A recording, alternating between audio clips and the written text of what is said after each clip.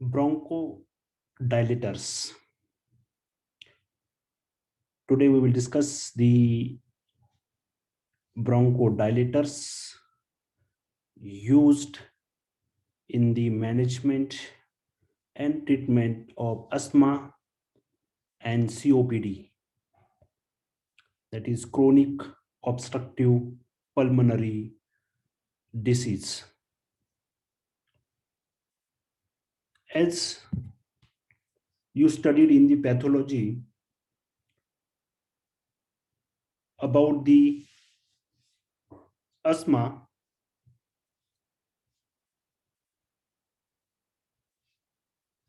is a condition in which airways narrow and swell and may produce extra mucus. This can make breathing difficult and trigger coughing, whistling sound, wheezing when the person breathes out, and shortness of breath. So as you know that the pathophysiology of asthma includes airway narrow and difficulty in breathing.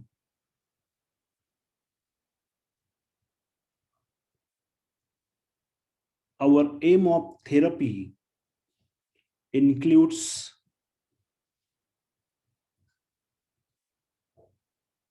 reduce the difficulty in breathing, dilate the bronchial smooth muscles, which narrowed and swell in asthma and COPD.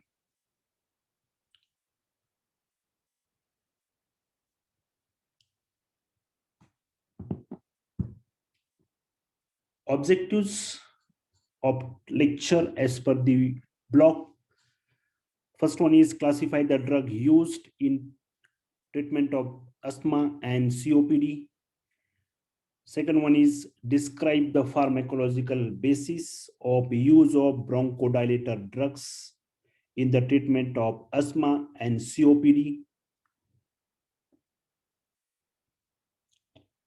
And third one is identify the drug-drug interactions of drugs used in treating bronchial asthma.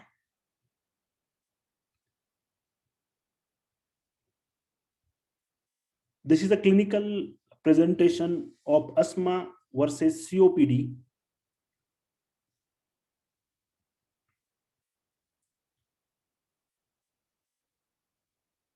In asthma, the onset of age or age of onset is less than 40 year of age, less than 40 year of age. While in the COPD, it's more than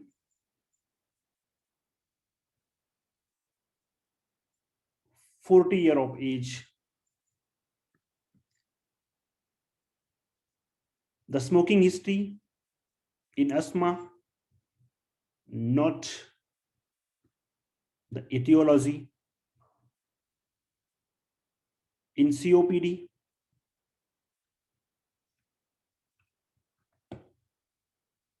usually there is smoking history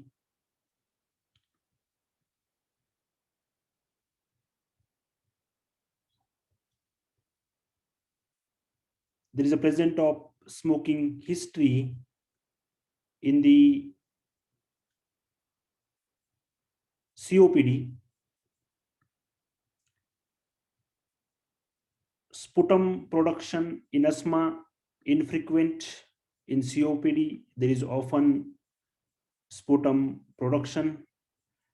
Allergies in asthma often, but in the COPD there is infrequent allergies. Disease course in asthma is stable with exacerbations, and in the COPD there is a progressive worsening disease with exacerbations. Spirometry often normalizes in asthma, but in the COPD it is never normalizes. And the clinical symptoms in asthma intermittent and variable, but in the COPD we can say it's an persistent.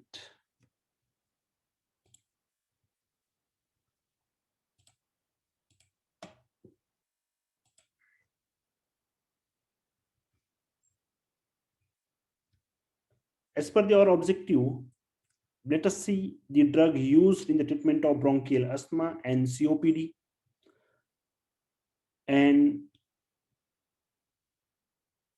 out of the drug used in the management of asthma, we will discuss now bronchodilators, the drugs which dilates the bronchial smooth muscles. The bronchial smooth muscle contain beta-2 adrenergic receptor, and the stimulation of beta-2 adrenergic receptor leads to bronchodilation. Stimulation of beta-2 adrenergic receptor, they increases the cyclic AMP, and which relaxes the bronchial smooth muscles. Bronchodilators are classified according to the duration of action. The short acting beta agonist and the long acting beta agonist.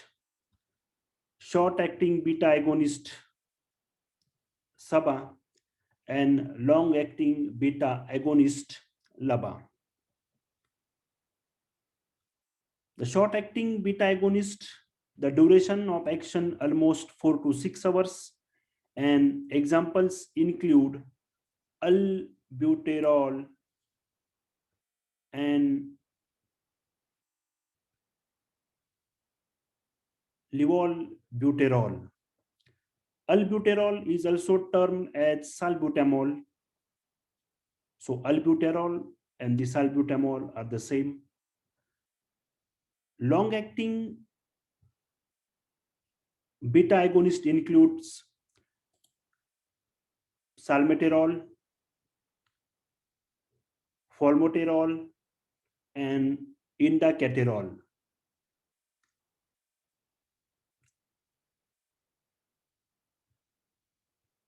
Salmeterol and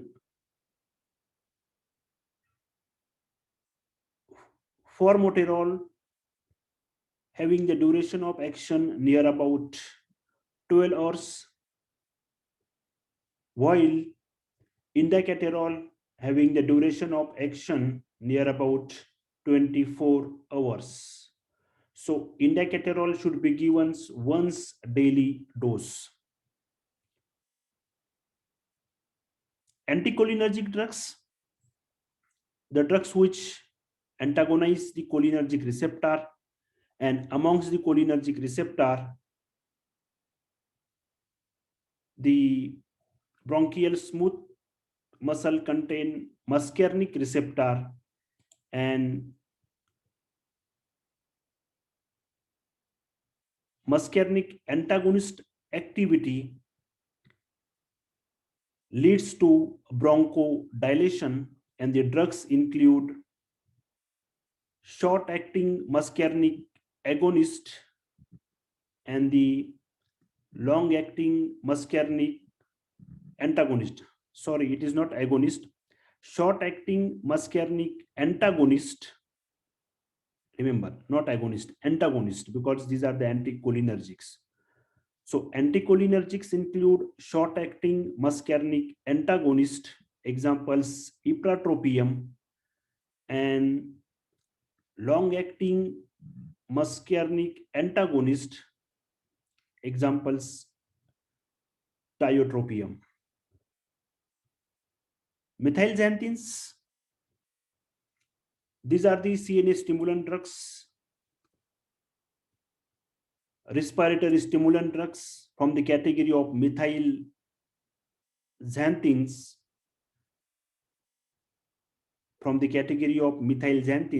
an example is theophylline, which causes the bronchodilation. And there is one miscellaneous category, magnesium sulfate, was also used as a bronchodilation in the management of asthma. Let us see the drug by one by one.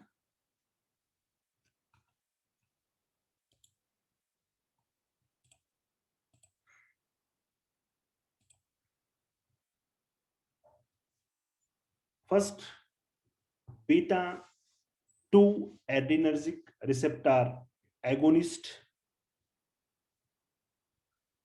The first drug is albuterol.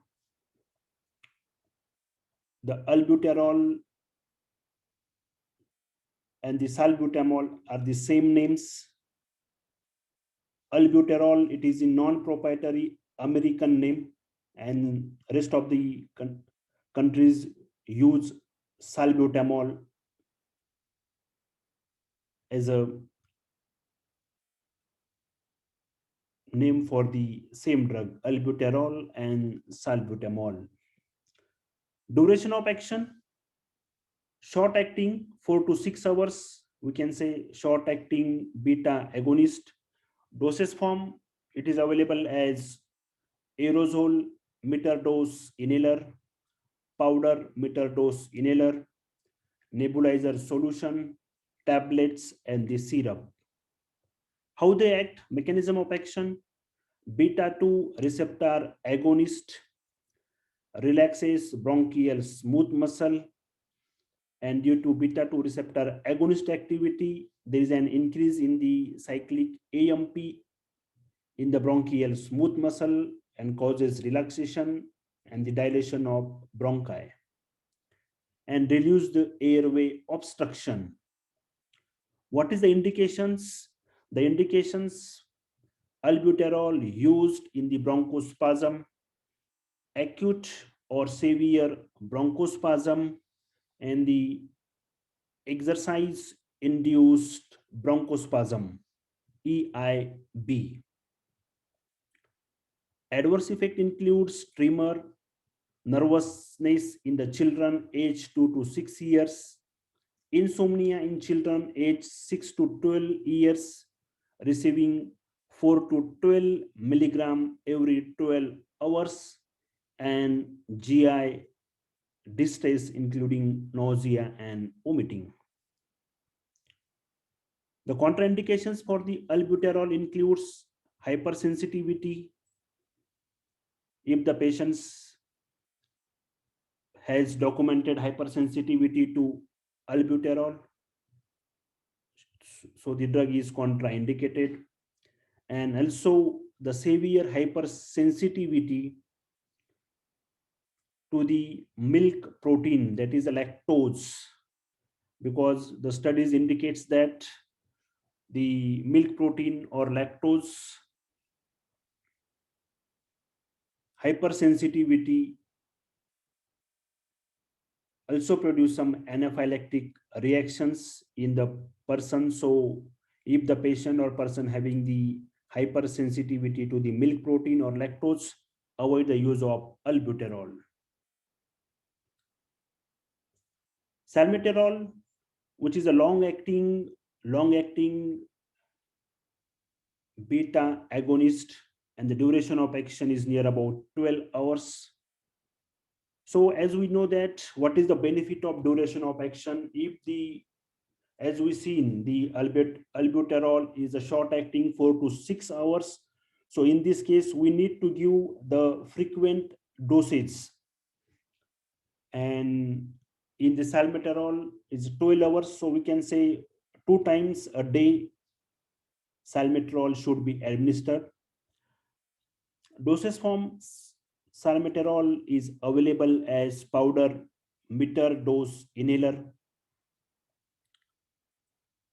The mechanism of actions of salmeterol includes long-acting beta-2 agonist. Action on beta-2 receptor relaxes the bronchial smooth muscle, probably by increasing the cyclic AMP.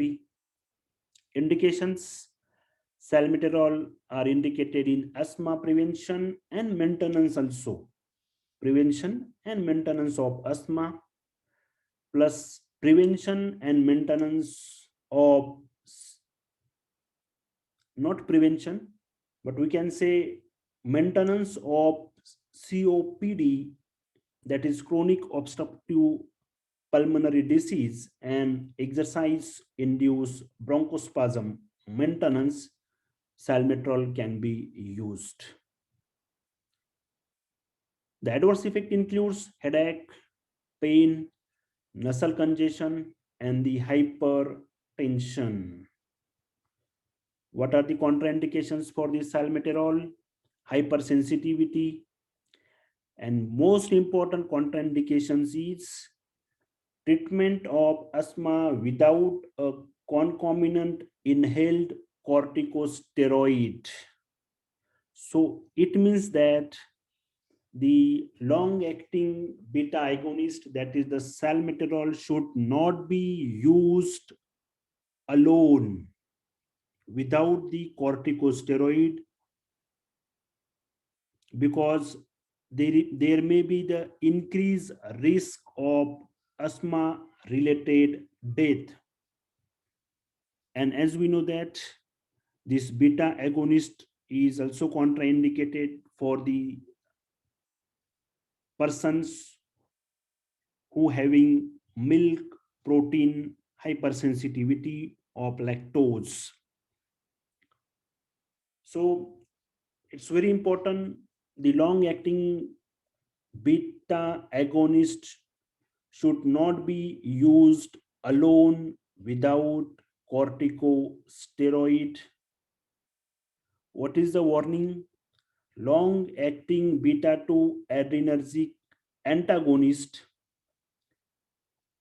as monotherapy without inhaled corticosteroids, that is the fluticasone or budesonide. It's most important, without this inhaled corticosteroid, this salmeterol may increase the risk of asthma related death. So monotherapy should be avoided with the long acting beta agonist. Third one is indacaterol. The duration of action is a long acting 24 hours. So once a daily dose is enough. Once a daily dose is enough. And it's very important, this indacaterol is not used, not indicated for treatment of asthma. Indacaterol is only indicated for the COPD, the most important. The dosage form available: capsules and powder for inhalation. Mechanism of action: beta-2 receptor agonist relaxes the bronchial smooth muscle and increases the cyclic AMP. Indications only for COPD. And adverse effect includes post inhalational cough, nasopharyngitis, headache, nausea, and oropharyngeal pain. Contraindications includes hypersensitivity to the drug, and cautions. The most important, indacaterol is not indicated for treatment of asthma because the long-acting beta-2 adrenergic agonist LABAs increases the risk of asthma-related death. So the long-acting beta-agonist should be avoided in the treatment of asthma. So indacaterol is only indicated for the COPD. And plus one important, long-acting barbiturate monotherapy should be avoided. They should be administered with the inhaled corticosteroids. So this is all about beta-2 agonist. Let us see the next category, anticholinergics.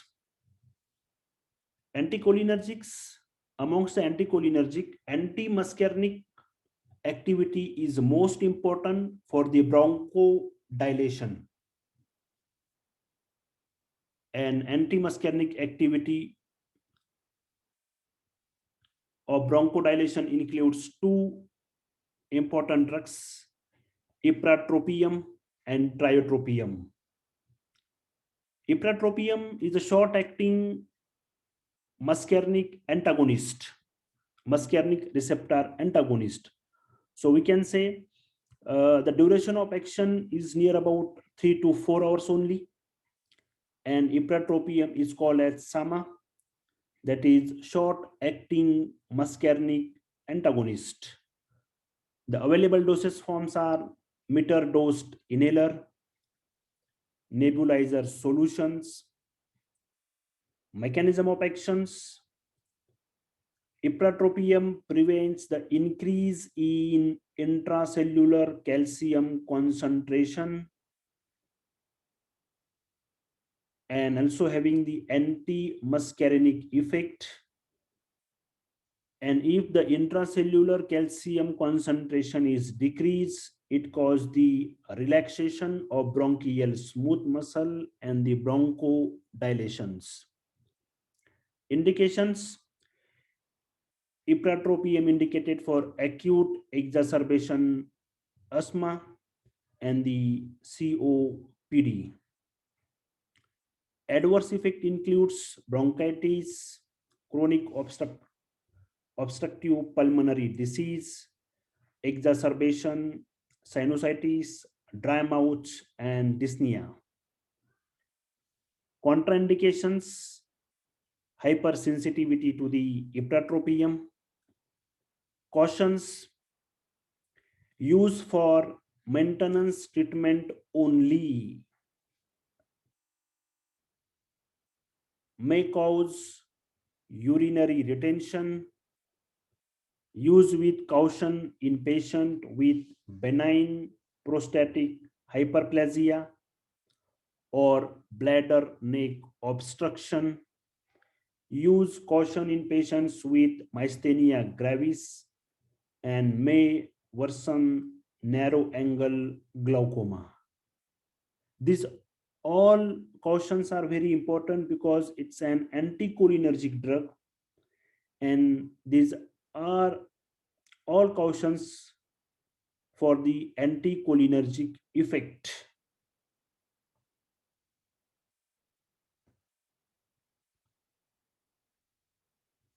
Next drug from the anticholinergic category is tiotropium, and duration is more than 24 hours. We can say it is the long acting muscarinic antagonist. Dosage form includes solution for inhalation and the capsules. Mechanism of action inhibits the muscarinic 3 receptor at smooth muscles, leading to bronchodilation. Indications, COPD and asthma. Adverse effects include upper respiratory tract infection, dry mouth, and sinusitis. Contraindications include hypersensitivity and hypersensitivity to milk protein, that is lactose. Cautions: may cause urinary retention. Use with caution in patient with benign prostatic hyperplasia, or we can say bladder neck obstruction. Use caution in patient with myasthenia gravis or may worsen the narrow angle glaucoma.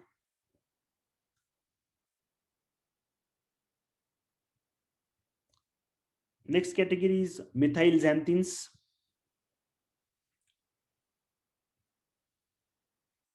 Methylxanthines from the category of the CNA stimulant, respiratory stimulant, and from the category of methylxanthines, the theophylline is used in the management of acute bronchospasm. The dosage form available in the form of tablet and the capsules with a variable duration of action from the 12 to 24 hours. Theophylline is also available as oral elixir and intravenous solution.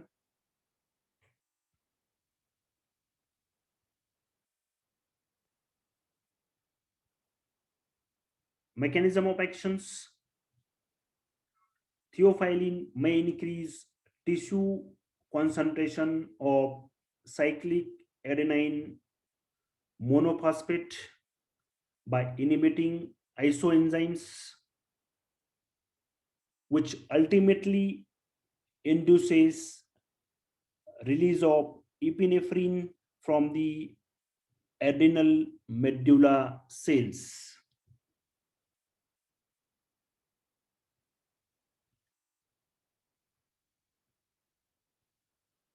So increase in the concentration of cyclic AMP plus release of epinephrine from the adrenal medulla cells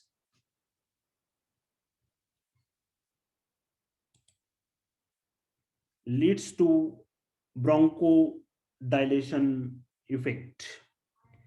Indications: theophylline is indicated in acute bronchospasm. Adverse effects include GI distress, central nervous system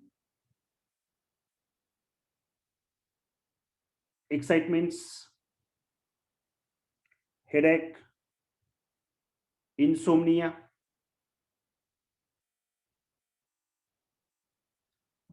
irritability, restless and restlessness, and seizure. Contraindications: documented hypersensitivity to theophylline and plus megaloblastic or folate deficiency anemia is an contraindications for the theophylline. Magnesium sulfate: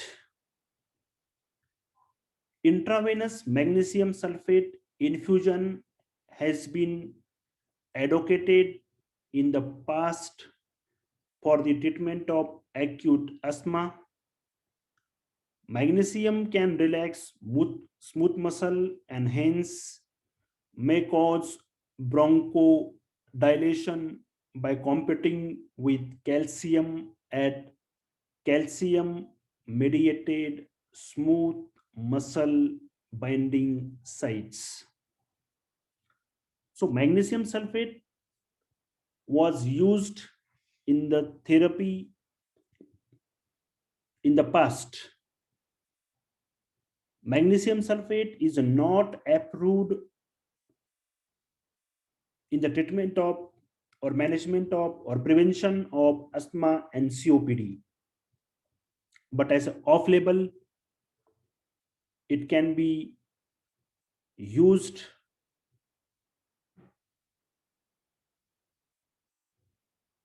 to relax the smooth muscle and for the bronchodilation effect, because magnesium sulfate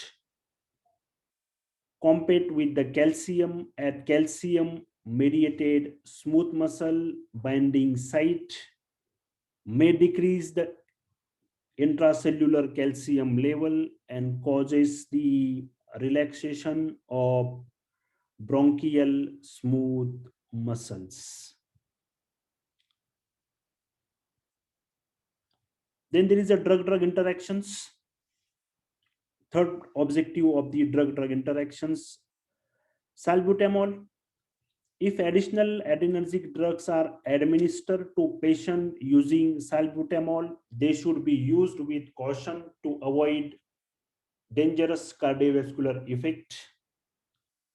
Concomitant administration of salbutamol and non-selective beta blocking drugs such as propranolol is not recommended. Patient treated with monoamino oxidase inhibitors or tricyclic antidepressant should be followed clinically in the beginning of salbutamol treatment, because the action of salbutamol on the vascular system may be potentiated. The simultaneous administration of xanthine, corticosteroids, or potassium exerting diuretics may increase hypokalemia. Drug-drug interaction of the ipratropium, which is the short-acting muscarinic antagonist. There is evidence that the administration of ipratropium bromide with beta-adrenergic drug and xanthine preparations may produce an addictive bronchodilatory effect. So it is indicated to give the ipratropium with the beta agonist. The risk of acute glaucoma in patients with the history of narrow angle glaucoma may be increased when nebulized ipratropium bromide and beta 2 agonists are administered simultaneously. So, great care should be taken when given to the patient of glaucoma. Theophylline, drug-drug interaction of the theophylline. The drug increases the clearance of theophylline, and it may therefore be necessary to increase the dosage to ensure a therapeutic effect. So this drug, aminoglutathione, carbamazepine, isoprenaline, phenytoin, rifampicin, ritonavir, sulfenpyrazone, and barbiturate increase the clearance rate. So there is no therapeutic effect will be achieved. And some drug here reduces the clearance of theophylline, and thereby they may increase the adverse effect. They include acyclovir, allopurinol, carbimazole, cimetidine, clarithromycin, diltiazem, disulfiram, erythromycin, fluconazole, interferons, isoniazide, methotrexate, mexiletine, nizatidine, phenoxyphylline, profafenone, propranolol, thiabendazole, verapamil, and oral contraceptives. These all drugs reduce the clearance of theophylline. If the clearance of the theophylline is reduced, there may be the chances of the adverse effect. Smoking and alcohol consumptions can also increase the clearance of the theophylline. So the person who is smoking and consuming alcohol, there may be the need to increase the dose because the therapeutic level not be achieved. And theophylline has been shown to interact with some quinolone antibiotic, including ciprofloxacin and enoxacin, which may result in elevated plasma theophylline level, which may leads to the adverse effect of theophylline. So this is a drug-drug interaction of the theophylline. So dose adjustment is necessary. These are the references for the further reading. you can read to addition of the knowledge. Thank you very much. Any questions?